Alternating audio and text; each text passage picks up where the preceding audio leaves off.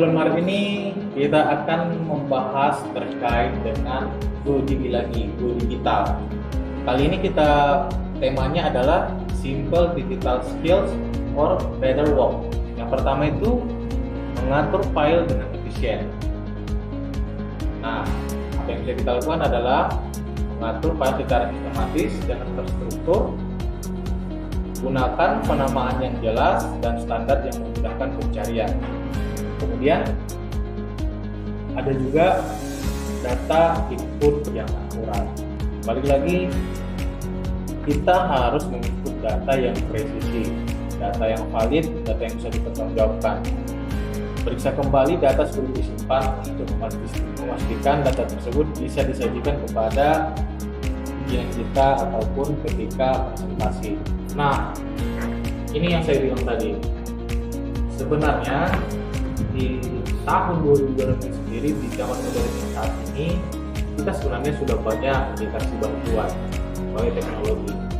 Contohnya aplikasi Office. Kita bisa memanfaatkan yang namanya spreadsheet sehingga pekerjaan-pekerjaan untuk data atau verifikasi data bisa dilakukan oleh banyak orang dan di mana saja. Kita juga harus konsisten dalam menyajikan data, mulai dari mengikuti format yang standar, mensinkronisasi seluruh sistem, kemudian kita lakukan pembaharuan secara rutin. Nah, ini yang paling penting, sesuai dengan 3 on 3 seperti bulan yang lalu.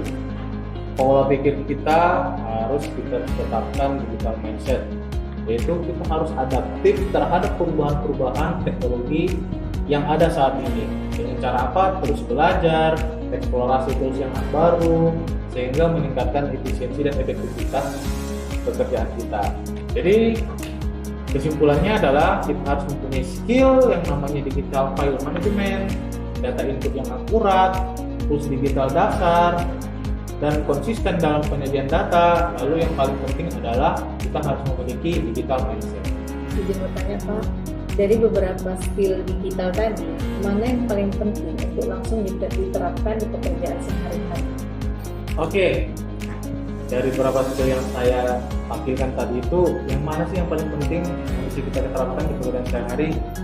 Nah, menurut saya, pandangan saya yang paling penting itu sebenarnya konsistensi dalam pengelolaan data, seperti input data dengan benar dan menggunakan sumber data yang sama. Karena kalau datanya sudah rapi dan akurat, pekerjaan lain jadi lebih mudah, cepat, dan minim kesalahan.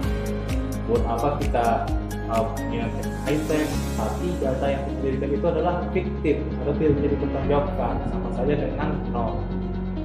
Seperti itu kira-kira.